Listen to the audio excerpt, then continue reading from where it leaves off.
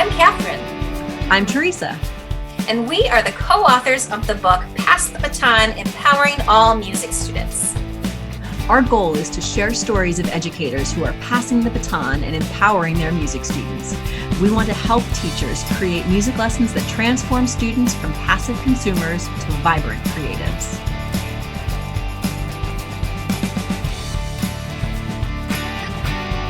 All right, perfect. Welcome back. Hi, everybody. Thank you so much for joining us today. Catherine and I are joined by Sonya Knussen. We are so excited to have her here. We actually met Sonya on Clubhouse, which if you're not on Clubhouse, yes, here's our little push for that. A great new-ish social media app. But we had the pleasure of meeting Sonya and talking about some work that she's doing in music composition. So thank you for being here. Sonya, would you be able to tell us a little about your background and kind of what you're doing these days? Yeah. Hi. So I'm Sonya Knussen. I English accent, but live in America, and I live in Maryland currently. And I am a music educator, singer, and composer. And I currently run composition workshops for kids through an organization that I set up called Go Compose North America. Prior to that, and simultaneously to that, I teach voice lessons.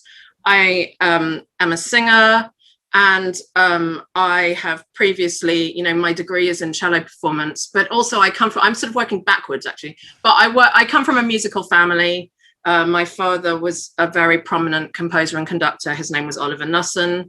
And my mother was also a music educator, and she made documentaries about music. So I come from this some people would say eclectic sort of family of musicians. Everybody, like a lot of people on my dad's side of the family are string players. And so I've just grown up with music around me all the time. And for me, it was never a thought that I wouldn't do music, but not because anybody made me, but because I just assumed when I was a kid that everybody did music. So now I'm running these music composition workshops online, and they all started because of the pandemic. Yeah, that's awesome. So I guess, is there a way to go a little bit more into Go Compose North America? And so it started kind of during the pandemic, but what's happening with it now that, I don't know if we're out of it, but we're getting through it. So what's going on now with it? So if I give you just a little bit of the background, like as I say, it started from the pandemic. And what happened was that my mentor, who had taught me composition when I was in sort of high school age and middle school age, got in contact with me during at the very start of the pandemic and said, we really need to keep children realizing that they can still be creating and still be composing through this whole thing, that even if they're not in school, it doesn't have to stop. And so it started with some free workshops in the UK based on a program that had been run by an organization called Sound and Music in the UK called Go Compose. So we did this Go Compose workshop. I offered to do a North America Go Compose because of time zones, and I was oversubscribed. And so I realized that, in fact, there aren't many workshops like the ones that we offer available here, regardless of whether there's a pandemic or not. And the fact that it was online meant that we have access. Anyone in the world can sign up for our workshops. So as I said, originally they were free. Now we have to charge a bit, but we give people financial assistance. We do some free ones, some paid ones. We also invite people back to do additional workshops. And the way that they work is that we get usually up to 12 kids in a workshop, aged 11 to 18. And we have a professional composer, usually more than one, but we have a professional composer who gives them some information on a topic, on a theme. So for instance, recently we did one on color. I think it was called Color to Sound. And so we really went in depth on that. So it went through everything from synesthesia and seeing colors in your head when you hear music, to what happens if you're given a painting. What do you see, or what might you hear or create? That was actually the end stimulus, was a bunch of different paintings, and they got to choose one and then compose music based on what they saw. So throughout this, they get to work with a composer, and also through the entire time, they get what I call an instrument petting zoo from afar. They actually get to work with professional instrumentalists, and they get a full demo of the instrument. But also, it's everybody that I try and bring into these workshops are new music specialists, usually, not always, or very far into their careers. Not far into their careers. That makes them sound old. I don't mean like that, but you know what I mean. But like, very, very awesome with kids as well, and just the really, really wonderful knowledge. And we let the kids, as the reason I call it instrument petting zoo from afar, is that we let the kids ask the instrumentalists to try things. So they might say, can I hear that thing again where you did that scratchy thing with the violin bow? Or if there's somebody who's very knowledgeable, because that's the other thing I haven't said yet, is that we have a wide age range, and we also have wide ability range. So you can come to a Go Compose workshop, and in the same workshop, you could have an 11-year-old who can't read music. And I say can't read music because we could have a 17-year-old in the same workshop who's decided they're going to be a music major in college. And they can work in the same workshop and take the same class and have the same information given to them, because we don't want to dumb down for the people who don't read music. That doesn't mean that they're not going to understand the concepts. It just means that, just like if you had something that was bilingual, for instance, and you had something that was in French and English, you'd probably have a translator. Well, we just translate what we're explaining. We ask them to ask questions. We ask them questions. We make sure that everybody gets lots and lots of information, and that they work at a pace and in a way that works for them. So if they don't read music, they're going to write, we're going to show them about graphic scores. We're going to explain to them that they could actually just write in narrative. If they're someone who likes writing, make them write narrative. We had one person who actually does read music, who opted, when she learned about extended techniques. And what I mean by that is, interesting sounds that you can create on an instrument that may not be your standard rep playing. And she learned about those, and she learned about graphic scores. And we also talked about narrative. And she took a poem that she wrote herself and presented it. Actually, part of it was almost like a piece of, it was a piece of art. Each page, I think it was either that each page or each page had a color. I can't remember whether it was a different colored paper or whether it was different colored ink or what it was, and it was very much here's the music, the little fragment of music, but it relates to this line of poetry, and it's this color. And that was all her own doing. We didn't say, oh, you must do this. Sometimes we do. So sometimes there'll be very tight guidelines. And part of that is so that everybody's in the same place. Because if you start with tight guidelines, usually what happens is everybody does something, starts off the same, and all of a sudden it just explodes into all kinds of different directions. And you discover some talent that you didn't know was there. And sometimes the kids didn't know was there. Mm-hmm. So that's what we do. And then at the end of the original workshops, we actually did a concert. We would do concerts. So they'd write their piece during the first day. It was a 2-day thing. So the first day they'd arrive, they'd have their class, they'd have their instrument petting zoo. We'd say, okay, this is what you're going to do after lunch. We'd go off, have lunch. I'm very, very strangely strict about turning off your computer at lunchtime, like having a break, screen time, and also pointing out that we as the teachers, mentors, friends, whatever you want to call us, we need our break too. Like, we're not going to be online. If we're saying we're switching off, that means I am switching off, Mm-hmm. Then we come back and we're like, right, let's get started. So we, everybody starts composing, and we are available the entire time. So for the entire length of time that we have said that we're going to be doing the workshops, they can come in and have individual sessions. Some of the composition mentors choose to schedule it. So they'll go, why don't you come at this time? You come at this time. Some of them just say, oh, you can drop in, or they do a combination. The instrumentalists are there too. And usually they teach as a team. So they'll come in and somebody will come in and be like, I just wrote this. And then the player will go, oh, let's play it through. And they'll show it on their screen.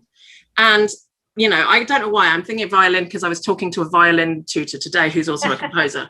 But, you know, and then they'll play their thing and they'll say, well, this is a bit difficult. This one's easy. Oh, have you thought about this? And then sometimes the instrumentalist, just like in the professional world, if somebody was written, you know, a concerto or a whatever, they would have in today's world, you do have say because of this technology that we have. Right. They could say, you know, oh, you know what? Have you ever heard this sound before? Or if I do this instead of this, that works better for me. And so they can write as they're going along. And then we give them a kind of like a deadline, you know, and it's not really a deadline, you know.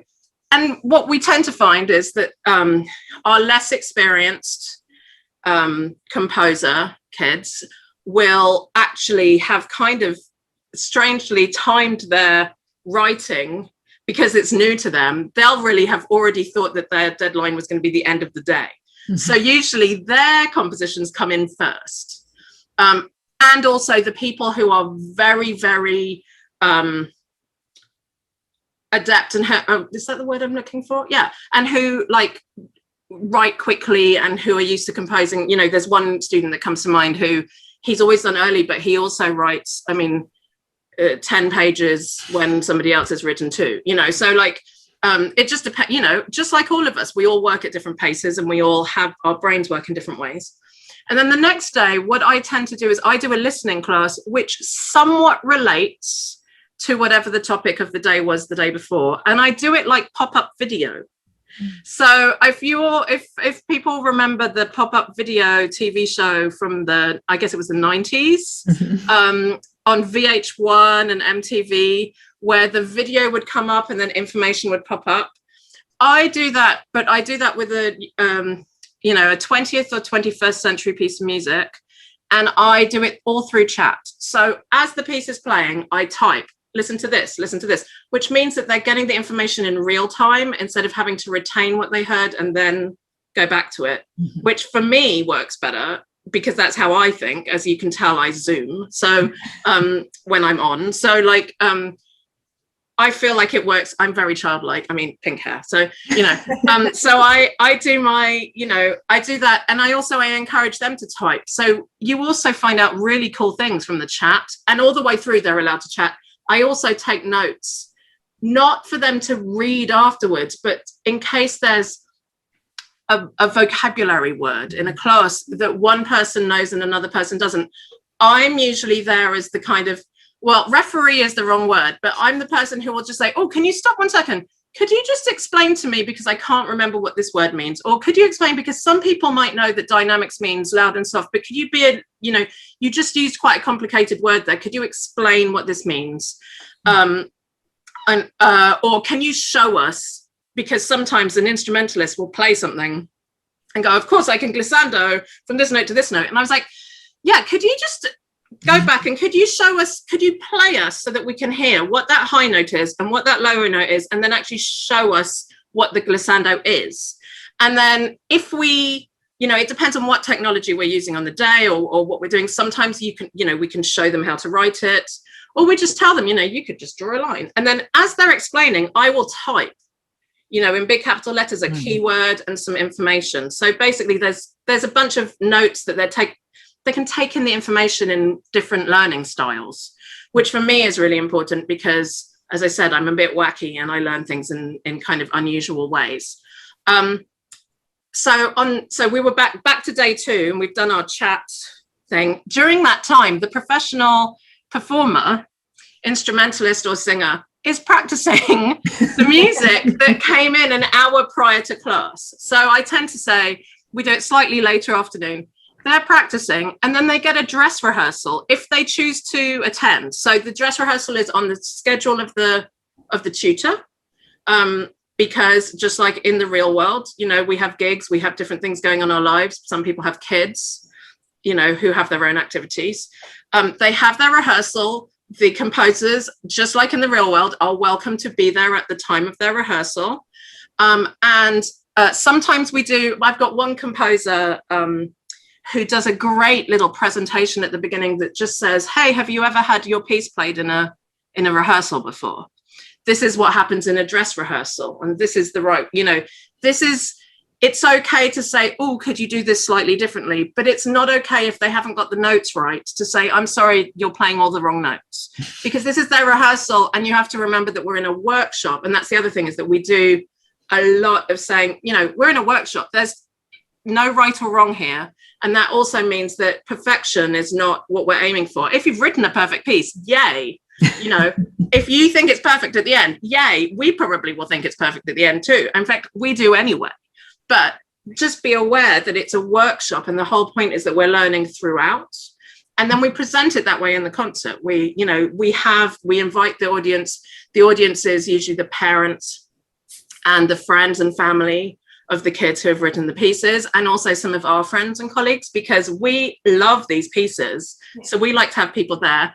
We don't make it mega public yet, because we're still working on, you know, safety, you know, and I'm very, very, I guess paranoid is the right word, but in a good way, about child safety, and making sure that, you know, we don't get people coming into our meetings or whatever. So we do our little private concert, and then a little bit later, we've now started putting the performances on a YouTube channel. So there's now a Go Compose North America YouTube channel that you can see compositions that have been written. And sometimes I'll post them on our social media channels, and sometimes we adapt it a bit. So sometimes we don't necessarily do a concert. So for instance, if there's a smaller group of kids, you know, if it's 2 or 3 people, it's more worthwhile for everyone, for both the performers, you know, the tutors, and also for the students, to have a recording session or a real rehearsal where they can go really in depth into their piece. So in fact, we just did a workshop. It was 3 people were invited back. They did an electric guitar workshop about minimalism.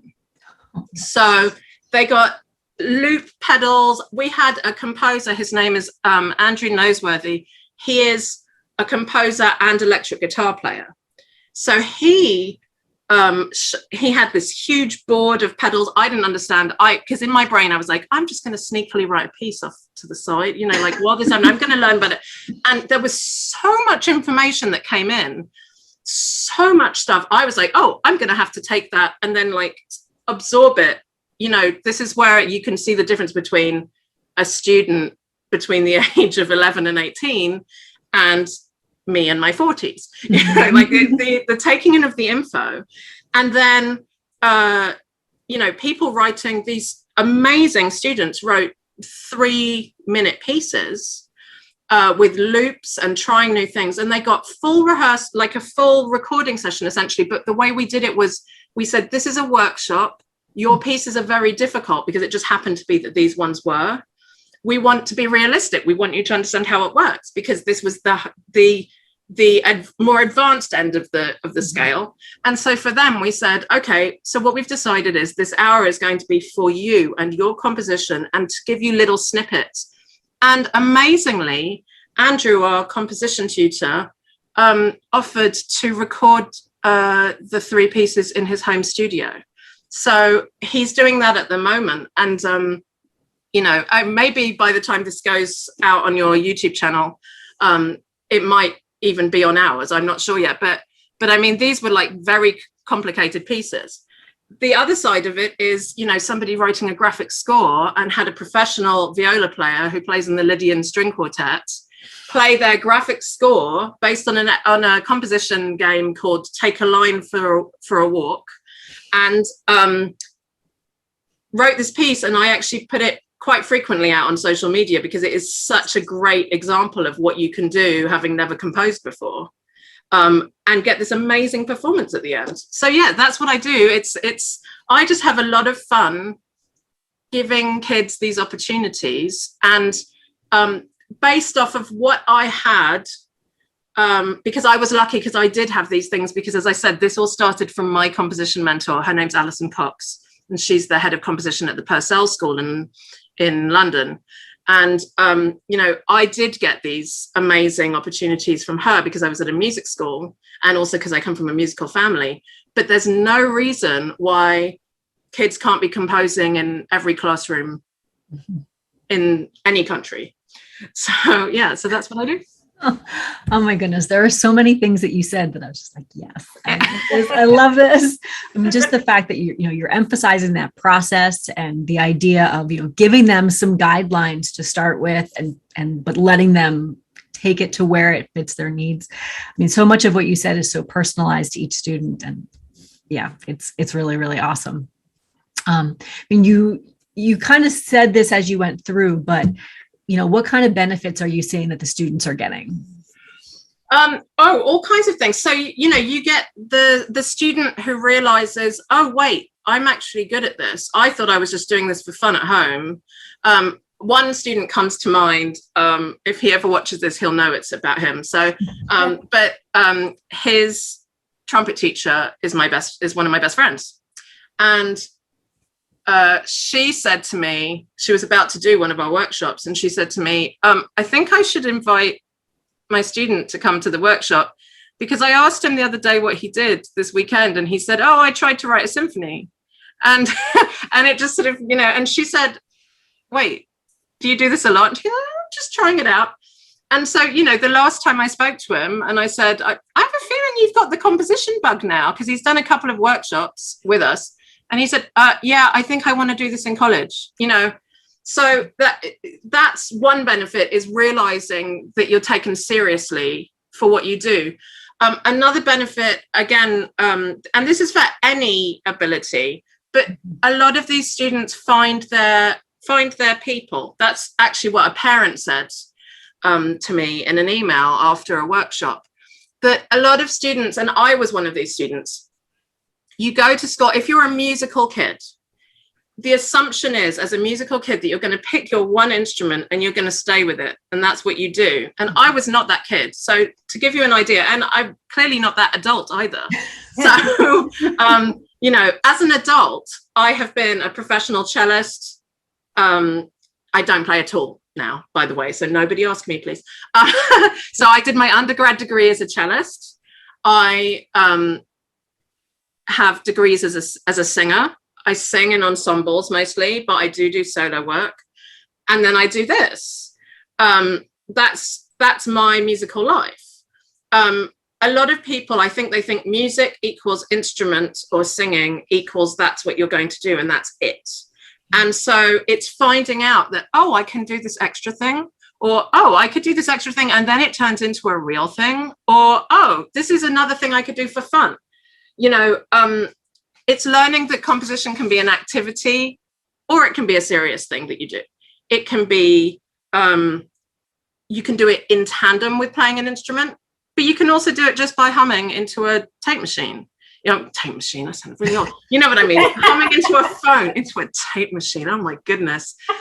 Sorry, because the reason I said that is because I was thinking, and I only had this thought recently, was, we were talking about Clubhouse earlier. Mm-hmm. And part of the reason why I realized the other day that part of the reason why Clubhouse is really appealing to me is that as a kid, I used to pretend to make little radio shows, and I was a books on tape kid. I was not a natural reader. I remember learning to read. I don't remember learning to read music. Mm-hmm. I know for a lot of people it's the other way around, but my mum was a music copyist when I was a child. So she, I think, used to write out little nursery rhymes. And obviously my dad was a composer, and I grew up just thinking that people, write music, and that's, and you do. And so I used to have all these books on tape, and, and then CDs later on, but then, and then you have your cassette, your favorite piece of music, or a new song. Or I remember my uncle used to make me, he made me a mixtape one year with Beatles songs on it. And I just thought that was the coolest thing in the world. But then I would get that and make my own little radio show. And essentially that's kind of what Clubhouse is now. Like, we can go on there and we can be like, hi, I'm running a radio show. And that's what I did I did a presentation recently. And I literally did it. I realized after the fact that I had just used different technology, but I had literally like played a clip of music by holding my phone up to the speaker, you know, on my computer, and introduced things and given people just like all of my favorite fun things all in one little presentation. And that's kind of what I want to do with Go Compose North America. It's all my favorite little things, and finding your own favorite little things and then turning them into something exciting for you. And I feel like it opens doors for kids, and it also opens doors for teachers. And one thing that I'm sort of considering doing this kind of presentation, like I'm, you know, talking to you guys, but actually offering this as part of what Go Compose North America offers. So helping teachers in the classroom find ways to incorporate composition into their everyday classes. And it doesn't just have to be the music classroom. It can be all kinds of classrooms. And also we are likely to have some workshops that are more regular. So instead of people signing up just for 2 days, it might be multiple weekends throughout the year and having the same cohort of kids. So again, they found their people and they get to keep having communication with their people. And I just think that, you know, the quirky kids, or the kids that don't quite, you know, do that instrument learning only. Sometimes that's because they need a creative outlet or multiple creative outlets, and you need to find your own path. And I really want to help people do that, because I feel like it needs to be more normal that we all have our own path.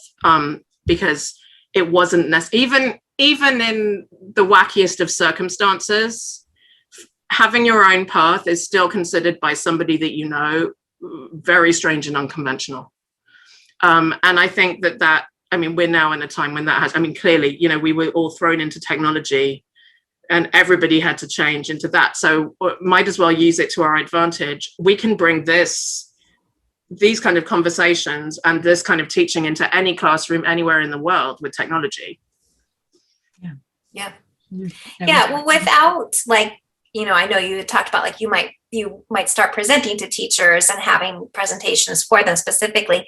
Is there just a little bit of advice that you could give us today that you would tell somebody that's starting out and, you know, is not familiar with this but wants to try? Yeah, absolutely. I think the first thing that I would say is start small. So composing, I mean, if I'm writing a composition, so I'm going to let you all into, it's not even a secret anymore, but I put some of my first ever reels on Instagram recently. Ooh. And I decided that I didn't want any of the music that they offered, so I wrote my own. And it's a silly sort of jazzy bass line, but the idea is I'm starting small. So start from one little idea. It can be one note, it can be one fragment, it can be one line. I can tell you, I'm not quite sure when this is going out, but there's a project available right now on the NASA website where they give you a fragment of music. It's called the Lucy NASA Soundscape, I think. You could take that. They also play it to you. So if you don't read music, you can hear it.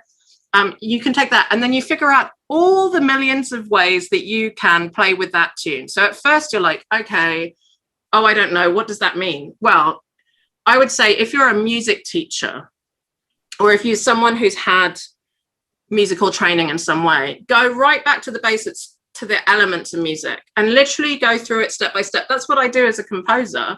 I go through the music and I go, what can I do with this? Can I, you know, also, like, I don't know, math or science or art. What can you do with this art if it doesn't look right? Oh, if I tilt this way, actually it's starting to look good this way if it's abstract, right? So turning things upside down, you know, writing the notes backwards, going forwards, but also going through what are the dynamics going to be? What is the color of the sound going to be? So what instrument are you going to play it on? And are you going to play that with, so let's say it was a classroom instrument, like let's say a glockenspiel, right? I love glockenspiels. But are you going to play that with the hard mallet, or are you going to play it, with the, let's see, if I pretended this was my glockenspiel mallet, right? And this was the top. Am I going to play it with the stick instead of with this? That's going to make a different color. Am I going to hit it, play it loudly? Am I going to do lots and lots of repeated notes? Am I going to do one long note and let it ring? So all of those things, if you could combine those into one piece, and that would be an amazing composition written on one note, right? What we've just done. And I think, seeing how many things you can do with that, using the elements of music to just inform it. Like, what can I do with dynamics? What can I do with structure? Like, do I want to have a structure? Am I doing patterns in math right now? Maybe you've done A, B, A patterns in math. Well, then you could do A, B, A. You could literally play the notes A, B, A, right?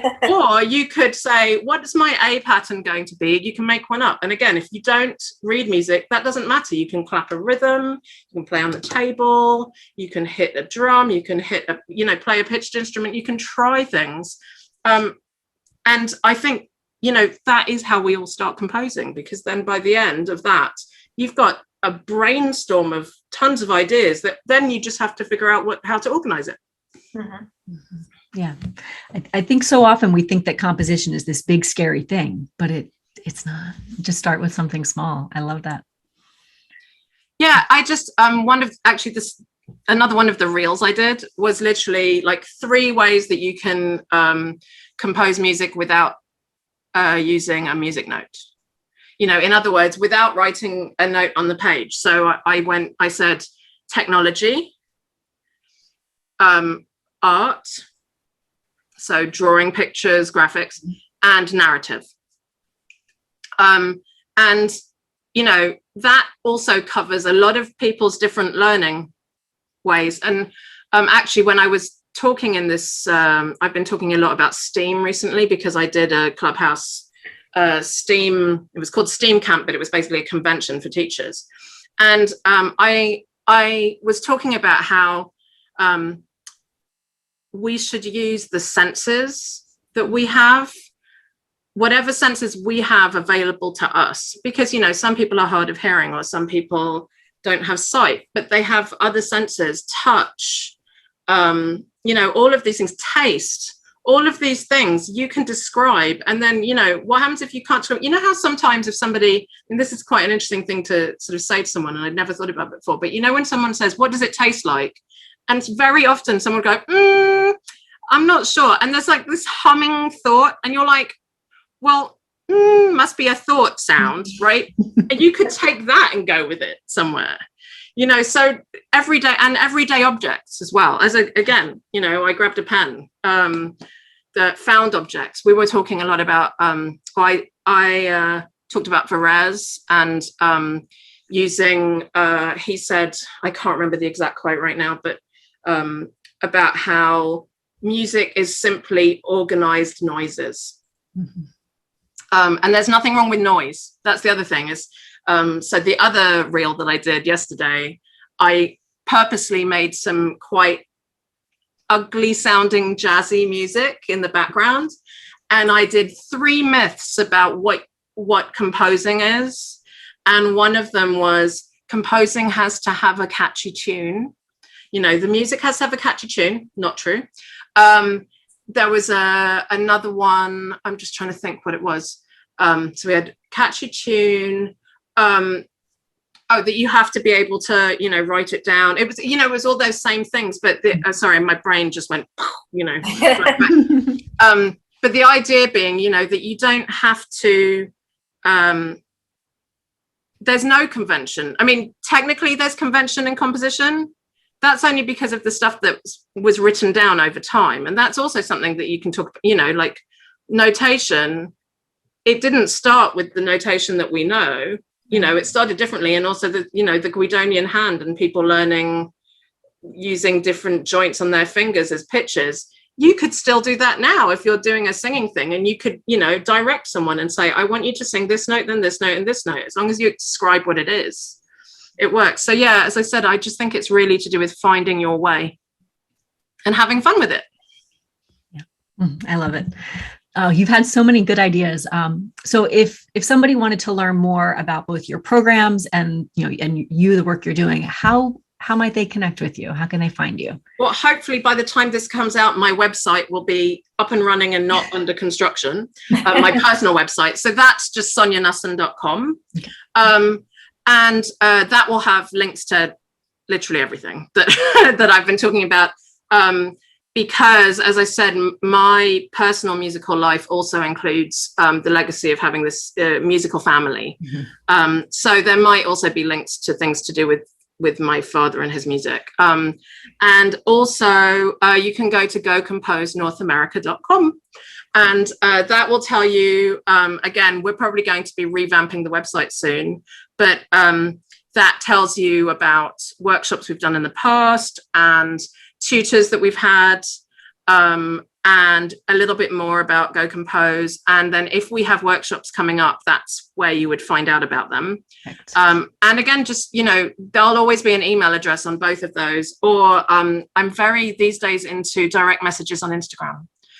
So if people want to follow me on Instagram, I also do I'm going to show, I do photos of coffee, and I'm obsessed with rainbows and unicorns, and I have pink hair. So there's all kinds of different things that might appear on there. Today, my post was about, because again, I'm a singer, so I also teach voice lessons, and I'm about to start a program it's going to be online, and I'm going to teach only from home, but it's also going to include the similar listening classes that I described, where people can type and listen, so that people get a well-rounded singing education, and also can do some obscure things. So today I was posting about some new music that arrived in my house, which I was very excited about, which was Japanese art song.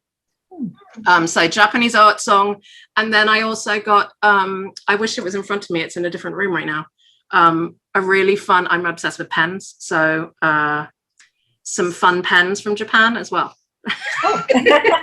And what Instagram handle should we look for? Sings Things is my personal Instagram, and Go Compose NA, as in North America, is the Go Compose handle on Instagram. But if you look for Sings Things, Sonya Knussen, or Go Compose NA on most social media, you'll find me somewhere. Awesome. We can include some links as well in the description. That'd be awesome. Yeah, thank you. Direct things. Oh, well, this was great. Thank you so much for everything that you shared. I'm really excited about the programs that you're offering, and to see, where this continues to evolve as we move along. Thank you. Yeah. So thank you for being here.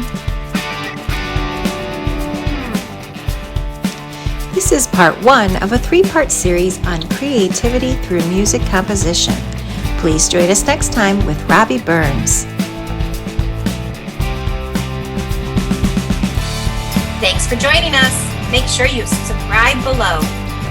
And follow us on social media. I'm at Musical Teresa. I'm Singing Finch 1. And you can follow the hashtag #PassTheBatonBook.